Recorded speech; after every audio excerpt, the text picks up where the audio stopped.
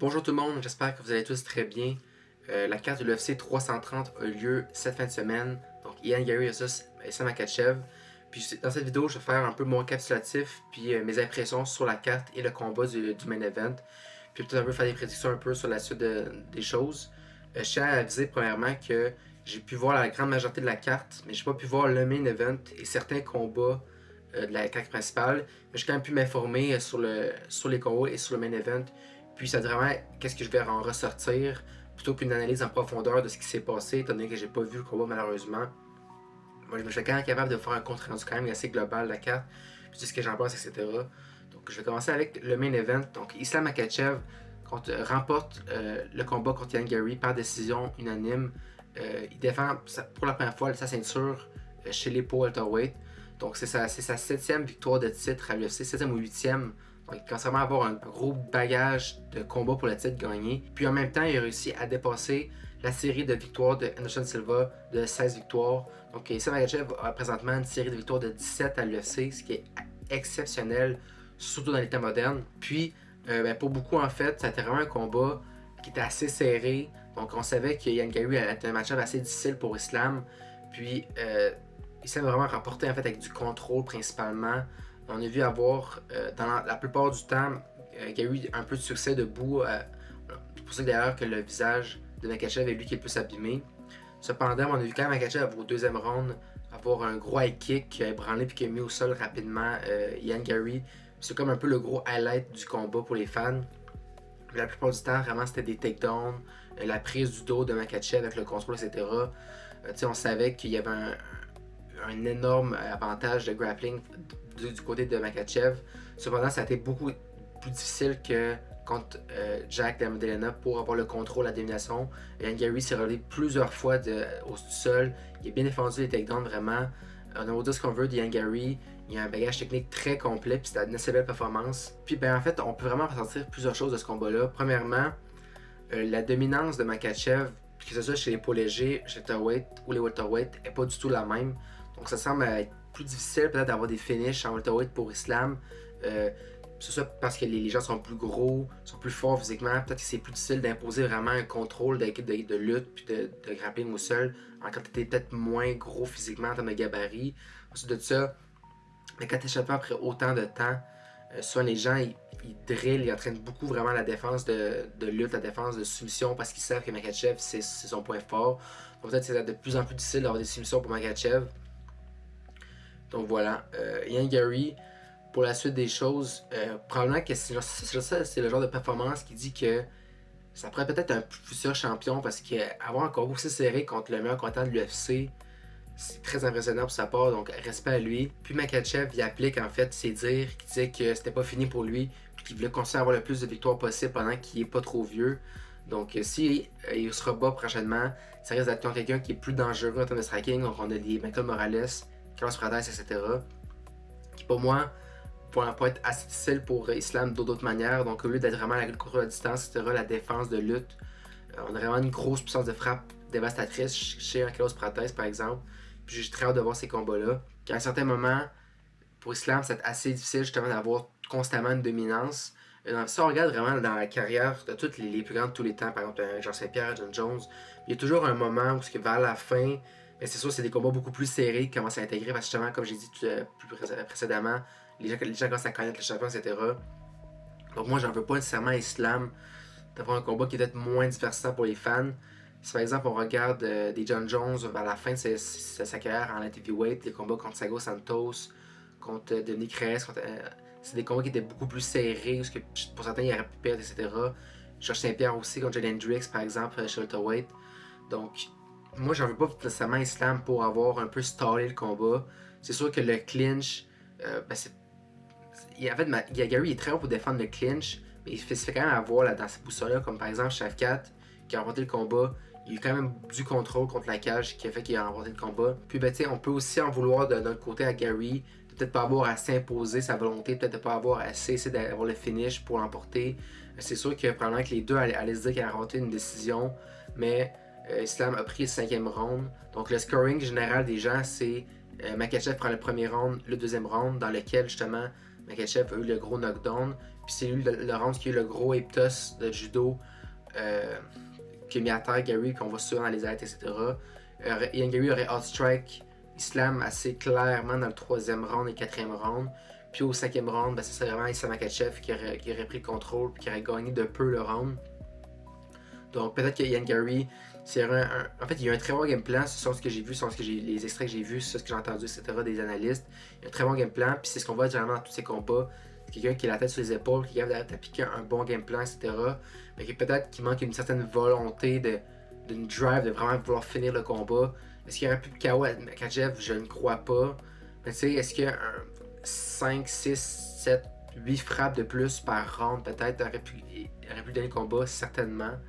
Mais le combat a lieu, donc ça sert un peu à rien d'aller là-dedans. Dan White a notamment mentionné par après que Ian Gary manquait peut-être un peu justement cette envie-là, cette rage de vaincre, etc. Puis je pense quand même qu'il a fait quand même le plus qu'il aurait pu faire en fait, parce que ça reste très difficile d'imposer son striking contre un grappleur qu'à tout moment il peut shoot, que ce soit contre la cage au milieu en fait de l'octogone. Donc ça a quand même été une meilleure performance que contre Jack Maddalena. Donc pour la suite, pour Islam, c'est sûr que moi je verrais probablement plus un Carlos Prates sur Marcos Morales. Si vraiment on se penche sur ces deux combattants-là, très grand, très longue portée, frappe très fort. On a un Prates qui est plus technique debout, qui mixe plus le Muay Thai avec des coudes, des genoux, etc. Puis on a Morales qui mixe un peu plus le judo, la lutte en même temps, mais qui reste quand même quelqu'un qui met des grosses frappes en boxe debout, avec une énorme portée chez les welterweight. Tous les deux seraient des match-ups assez difficiles pour Islam, honnêtement. Mais si il y en a un qui pourrait avoir le combat avant l'autre, je pense que ça serait peut-être plus Prates. Parce qu'il y a une victoire plus récente contre quelqu'un qui était plus haut classé que Brady. Brady s'est fait KO par Morales l'année dernière, vers la fin de l'automne, par Morales. Mais entre-temps, en fait, sur la même carte, en fait, Prates avait KO Len Edwards. Puis entre-temps, il y a eu un TKO contre JDM qui était rank numéro 1 ou 2 en fait dans la catégorie. Donc moi, forcément, je peut-être plus à Prates. Mais je ne sais pas si Prates serait prêt à attendre à un bon moment avant de se battre, parce qu'Islam n'est pas le combattant le plus actif à l'UFC. Donc je ne sais pas si Prates va attendre jusqu'à l'année prochaine, printemps prochain, etc. Morales non plus, ça fait un moment qu'il ne s'est pas battu. Donc probablement que les deux vont voir qu'ils se battent. Gary a subi aucun dégât de son côté, pratiquement en termes de visage, à part le high kick, où il s'est fait ébranler. Puis je pense pas qu'il y a eu de blessures profondes, etc. Donc, moi, je verrais peut-être bien un Morales versus Gary, peut-être en fin d'année ou début d'année prochaine. C'est sûr que Morales, je le verrais pas avoir le téléshot justement en passant à Prates. Puis je pense que ça prend un très beau combat de style. Deux très combattants. Gary qui est plus dans le 6 pieds 2, 6 pieds 3 dans la catégorie. Puis on a Morales. Morales il est listé à 6 pieds. Il n'y a aucune chance qu'il fasse 6 pieds Morales, honnêtement. Morales, il était pratiquement autant grand que Neil Magny, qui lui fait 6 pieds 3. Donc je pense que ce serait un bon combat. Puis Prates, en fait c'est ça que Prates attend. Ou s'il attend pas, je pourrais donner à Morales justement. Mais si vraiment on se dit dans la tête qu'on donne un title shot à Prates, qui lui-même a dit qu'il était prêt à attendre, là éventuellement je ferais Gary contre Morales. Mais tu sais, Gary, il y a plein d'autres combats pour lui dans la catégorie des welterweight. Il y a le gagnant de Bonfim versus Sean Brady qui peut se battre contre. On a Jack Maddalena qui peut se battre contre éventuellement aussi, même s'il vient de perdre contre Prates. Donc, plusieurs match-ups pour Gary. Mais Makhachev, ça risque plus d'être justement Prates éventuellement. Puis, honnêtement, un des plus gros combats, encore une fois, qu'on va voir à l'UFC, parce que la catégorie des welterweight, c'est probablement la catégorie la plus excitante seulement à l'UFC. Parce que tout le top 10 sont des très très bons combattants, justement. Donc, chaque fois que Makhachev va défendre, ça a des gros combats. Cependant, pour beaucoup, l'excitation baisse. Parce que ça fait 2 fois qu'Islam Makhachev produit 2 des combats des moins divertissants et avec le moins de rythme de l'histoire des dernières années. Donc, il y a 2 combats et qu'il ne se passe pas grand-chose. C'est sûr que ça peut peut-être enlever un peu d'excitation, mais bon. Voilà, donc c'est pas mal ce qu'on peut ressortir du main event. Combat avec beaucoup de stakes, beaucoup de choses à prouver qui peuvent changer la trajectoire des carrières, puis la trajectoire des plus grands en fait dans la catégorie et dans l'UFC. Mais sur le papier, c'était pas le plus divertissant. Pour moi, j'aurais tendance à dire qu'Islam Makhachev est le GOAT de l'UFC, ou bien dans le top 3, c'est sûr à 100%, mais moi j'aurais tendance à le mettre le GOAT, sachant que j'accorde beaucoup d'importance en fait à la qualité des adversaires que tu bats. Parce que si je prends l'exemple de Anderson Silva, Certes, il y a eu une très longue série de victoires, beaucoup de défenses de titre, donc je pense qu'on est autour des 10 défenses de titre. Mais le gabarit d'adversaire contre qui Anderson Silva s'est battu, c'est pas du tout le même que contre Islam s'est battu. Déjà en partant, Islam a battu Prime Volk, qui est pour beaucoup dans le top 10 ou voire top 5 de tous les temps. Donc déjà battre ce gabarit d'adversaire, c'est exceptionnel. C'est le premier à avoir finish, un des premiers à avoir finish, je le verra, depuis sa grande série de victoires à l'UFC. Après ça, il a battu des Poirier, maintenant Gary, etc. Jack Dell'Edena. Donc, il y a du volume de combattants qui a battu beaucoup de combattants. C'est la plus grande série de victoires de l'UFC. Puis, il y a une qualité aussi qui fait que son palmarès est exceptionnel. Donc, moi, 100%, je le mettrais dans les plus grands de tous les temps, top 3 certains. Puis, j'attends à le mettre peut-être même premier. Donc, ça, vous me direz ce que vous en pensez dans les commentaires. Mais bon, Islam Makhachev, ça reste une excellente victoire sur le papier parce qu'Ian Gary, c'est un des meilleurs au monde. Donc, honnêtement, incroyable palmarès que Makhachev construit en ce moment. Pour le co-main event, lui, j'ai pu voir quand même un peu plus le combat. J'ai pu savoir quelques rounds. Ça ressemblait vraiment beaucoup à ce que j'ai prédit de ma vidéo. Donc, le grappling était un peu quand même à la faveur de Dern tout de même, avec une écrasante domination en termes d'anneaux seuls. Donc, 4 anneaux seuls versus 1 contre Robertson. Mais le striking était vraiment plus en faveur de Dern également. Je pensais pas que Robertson allait avoir autant de mal à striker. On aurait dit du shadowboxing en fait à distance. Donc c'était quasiment du touch sparring. Donc vraiment juste toucher pour toucher. Il y avait très peu de puissance du côté de Robertson. Puis c'est ce qu'on avait parlé dans la vidéo de prédiction. Mackenzie Dern a pu avoir beaucoup de contrôle, des tentatives de mission au début du combat. Cependant, c'était pas une domination pure quand même pour moi. Robertson a d'ailleurs pris le 5e round, mais était quand même capable de retourner parfois les positions au sol. Puis quand elle prenait les positions, elle mettait beaucoup de frappes. Ça, c'est quelque chose que je trouvais assez intéressant pour Robertson. C'est ce qui fait pour moi que c'est une grappleuse qui est assez divertissante. Parce que pendant qu'il y avait du scrambling, etc., on a vu beaucoup Dern prendre la jambe quand il était au sol pour se défendre puis éviter. Mais on voit beaucoup Robertson, pendant qu'il défendait, mettre plein de frappes de Hammer Fist à la tête pour déranger Mackenzie Dern. Donc ça, j'ai trouvé ça très intéressant de sa part. Mais au final, comme j'ai dit, c'est un style assez similaire, mais qui manque quelque chose quand même. Donc, il manquait peut-être une rapidité. On a vu Dern avoir des takedowns très explosifs, où Robertson n'avait pas du tout le temps de défendre.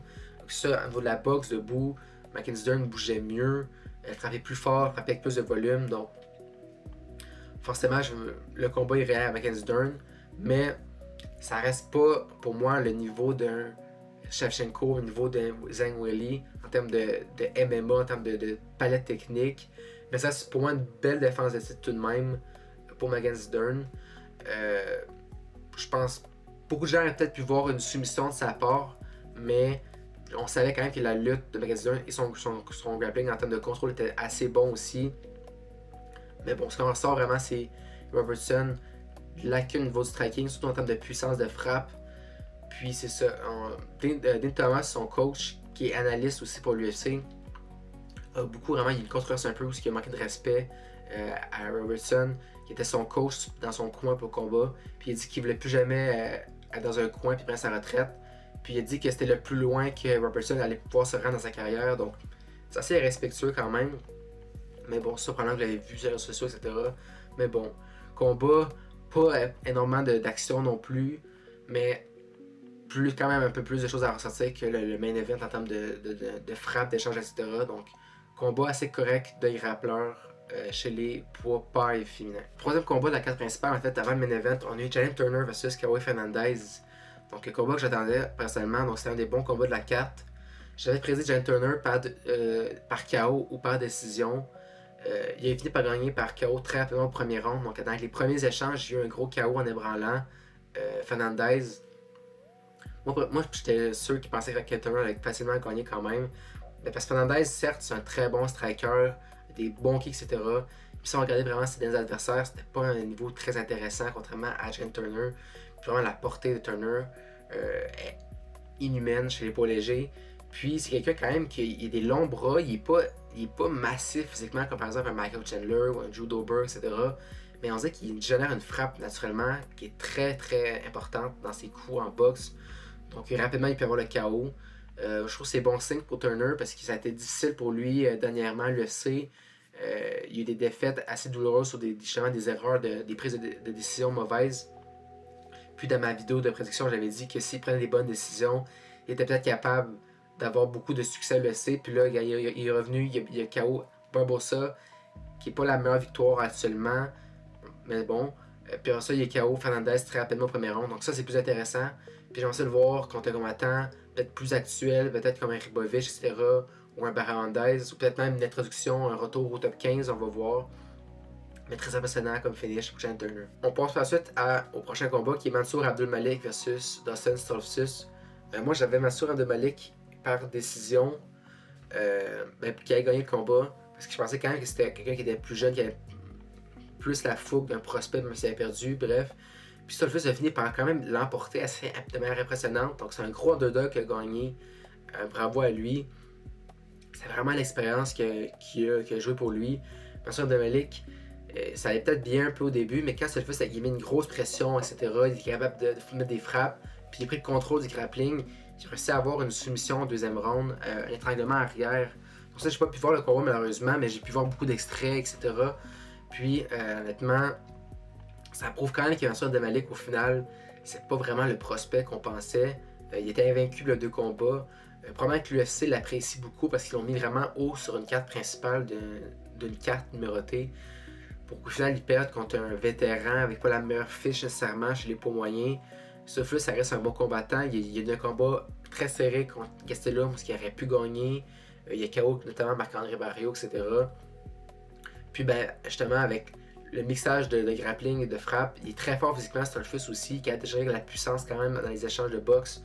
Il a pu avoir un KO, une amené au sol avec une soumission, pardonnez-moi. Puis en fait, c'est un combat qu'on sort pas vraiment grand-chose honnêtement parce que le vétéran a gagné. Probablement qu'il va y avoir un autre combat similaire contre un jeune qui a une belle montée, etc.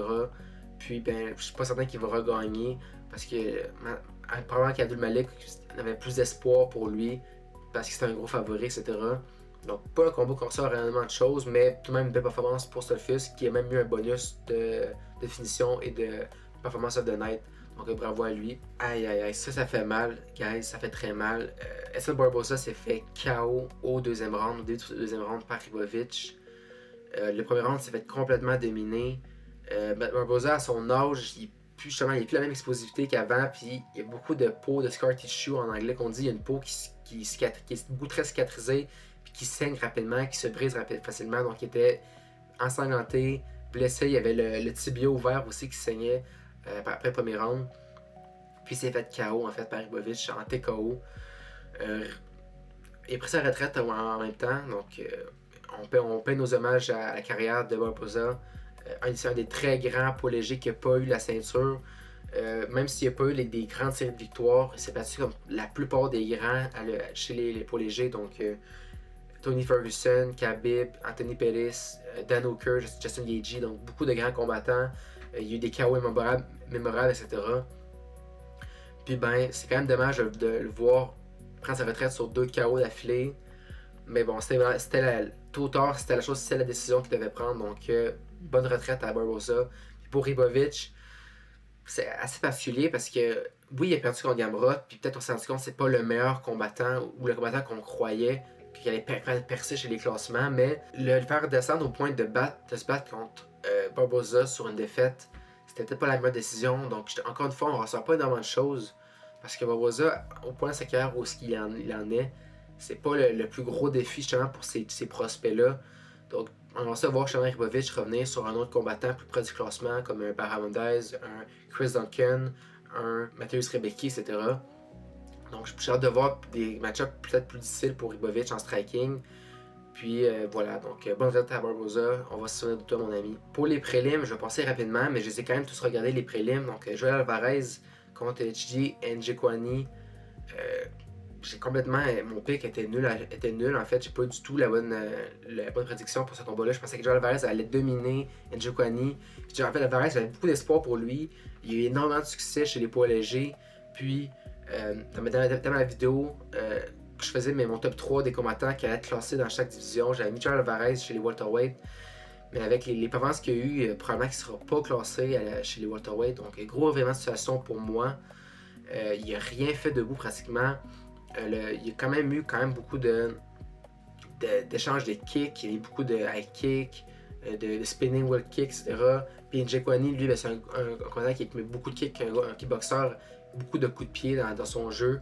Mais vraiment, le volume de frappe était pour Njokuani. Il touchait plus, même avec les mains, il touchait plus. J'avais l'impression qu'Alvarez, il faisait juste rester debout devant lui, puis comme un peu attendre, mettre de la pression. Donc on a dit un peu un change Strickland en plus. Il avait comme vraiment les mains près de lui, sauf qu'il n'y avait pas vraiment la défense puis l'explosivité pour faire quoi que ce soit contre Njokuani. Puis malgré la pression qu'il a mis tout le combat, Njokuani le out-strike dans chaque round. Donc drôle de victoire pour un combattant aussi vieux dans sa carrière. Donc Njokuani, 38 ans environ. Il reste très bon quand même debout. Je l'ai vraiment sous-estimé dans mes prédictions. Puis Alvarez, ça montre vraiment qu'il ne sera peut-être pas classé chez les welterweight. Je pense pas qu'il va redescendre honnêtement parce qu'il avait l'air gros quand même de l'octogone pour un welterweight. Je sais pas comment il fait pour refaire la pesée des 155 livres.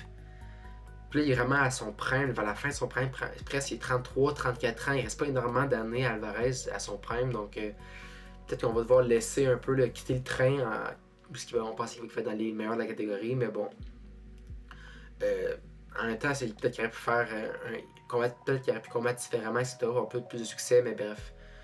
Voilà, défaite assez lourde pour Alvarez parce qu'il se rend compte peut-être que c'est plus difficile qu'il pense chez les welterweight. Un des plus gros retournements de situation qu'on a vu cette année, Charles Johnson, qui avec l'expérience arrive à retourner la situation avec le cardio, etc. pour finir Eduardo Chaplin avec un twister écossais.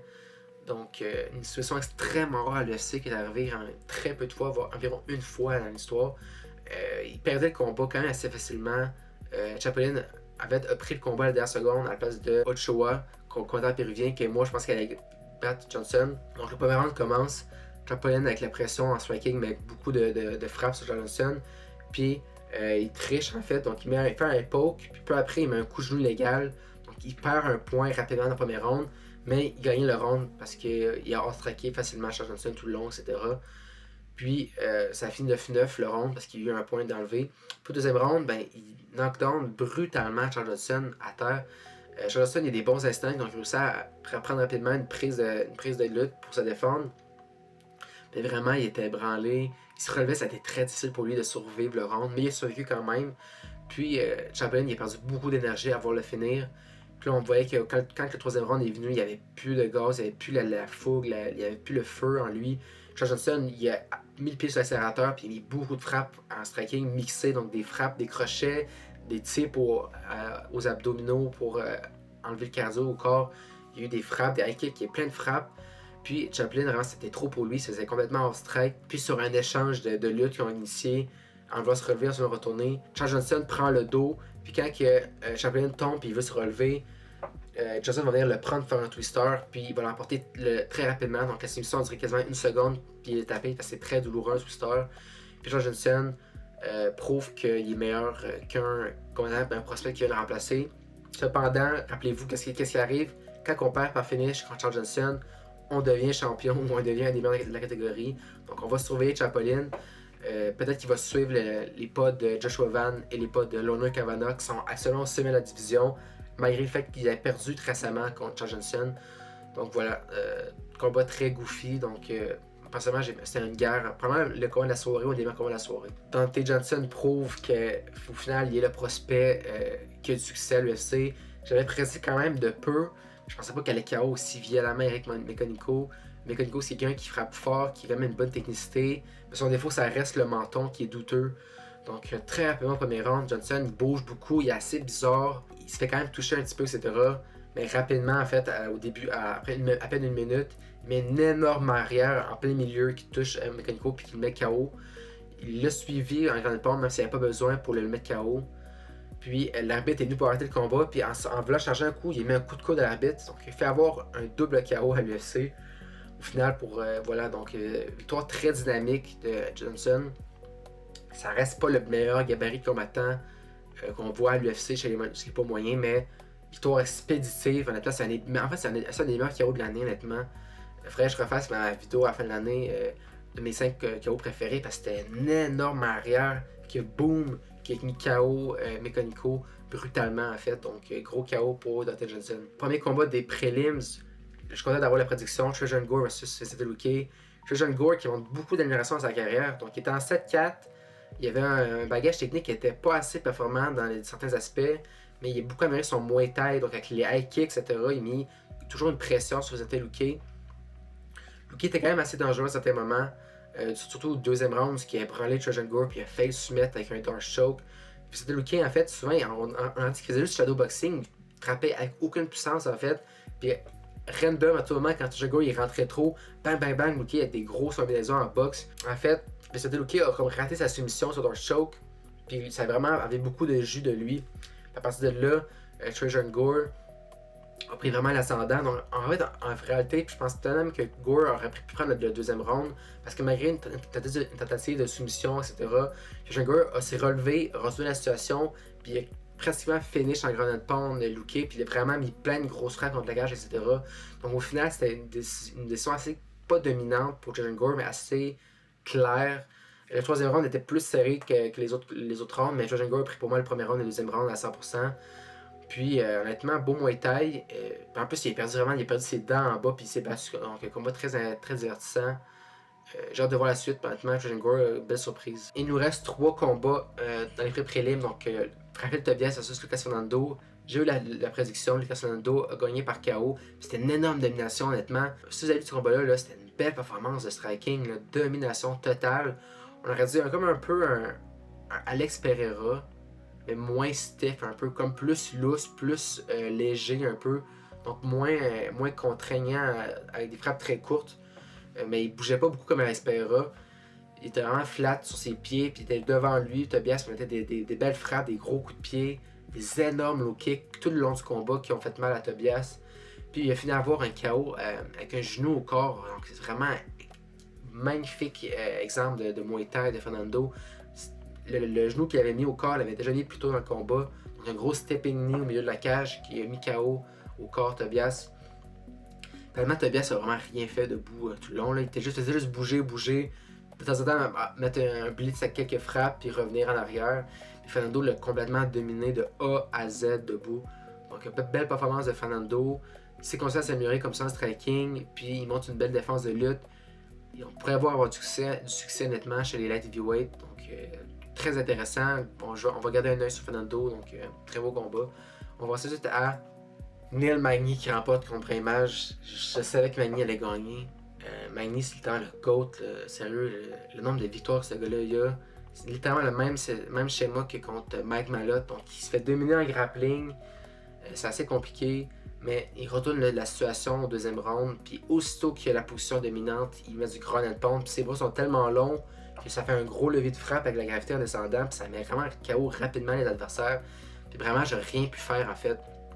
Donc, il a commis beaucoup de matchs à essayer d'avoir des soumissions, du contrôle, etc. Puis aussitôt que Neil Magny a repris le contrôle, il n'y avait plus rien. Puis Neil Magny l'a fini en Ronald Pound. Donc, incroyable performance de Neil Magny. Puis, ça prouve que c'est vraiment le GOAT. C'est pas nécessairement juste un gatekeeper. C'est juste un vétéran qui, si t'es pas un prospect qui a un avenir clair comme un Morales, un Malott, un Prates, tu vas perdre contre Neil Magny parce qu'il a une énorme expérience, très bon contrôle au sol, contre la cage, puis il a une bonne puissance en grand pound. Donc, respect à chapeau à lui, honnêtement. Incroyable performance, grosse bonne situation. Puis je suis content qu'il y ait des belles victoires comme ça en fin de carrière. C'est quelqu'un de très humble aussi, très bonne personne dans la cage. Donc, très belle victoire. Puis pour finir, on a le plus gros upset de la soirée. Mick Tibet-Corralback, qui pour moi était l'espoir chez welterweight, a perdu comme Benjamin Wise par soumission en fait. Donc c'est un ninja choke. Donc c'est un genre de guillotine avec une position de Dark Choke de Anaconda debout. C'était pas une domination pour Mick Tibet-Corralback, mais il rapportait quand même le combat pour le moment. Mais on voit quand même que c'était assez difficile. Même s'il y avait quand même plusieurs anneaux au sol, etc. Puis le nombre de frappes était de son bord, c'était pas une domination. Puis le cardio, puis il était un peu compliqué. Puis c'est une erreur à la fin du combat qui a fait que, en shootant un single leg, puis en montant un petit peu trop sa tête, en positionnant sa tête, Wells a pu prendre sa tête avec un bras, puis avoir une ninja choke très rapidement. Puis il s'est fait soumettre complètement. Il a même pas pratiquement eu le temps de taper, il était inconscient. Donc, sérieux, ça m'a complètement retourné parce que j'étais sûr que Robert allait classer. Il a dominé Chris Curtis, il a KO one-shot Jack Hermanson Avant ça, il a mis une soumission à Tofik Moussaïev qui est très bon chez les poids légers. Donc pour moi, c'était sûr qu'elle allait gagner, qu'elle allait dominer puis pénétrer les classements. Là, ça allait complètement retourner en fait son schéma de carrière, de victoire. Un peu comme Eddie Alvarez, plutôt, mais pire. Donc là, il est encore assez jeune tout de même. Donc il peut quand même s'améliorer, s'améliorer son striking, etc. Il y a des chances. S'il grossit dans sa catégorie. Par rapport à ces deux derniers combats chez Welterweight, j'ai trouvé beaucoup plus gros, puis fort, plus gros physiquement. Donc ça, c'est peut-être bon signe. Mais il faudrait vraiment qu'il augmente son cardio en même temps aussi. Donc, assez difficile. Il y a beaucoup de gens probablement qui ont regardé la carte pour Mektibe Corolbay, puis l'ont vu perdre comme ça. Donc, assez dur, mais bon. C'est pas mal ça la carte. On a des grosses cartes qui s'en viennent. Récemment, il a lancé le C333 qui est exceptionnel, honnêtement. Pour ça, il y a 331 qui est une très bonne carte aussi avec Charles Jourdain. J'ai hâte de voir 332 à Salt Lake City, mais probablement qu'on va avoir des belles cartes qui s'en viennent. Donc j'ai très hâte de voir ça. Merci d'avoir écouté, puis on se revoit très bientôt pour d'autres vidéos. Ciao ciao!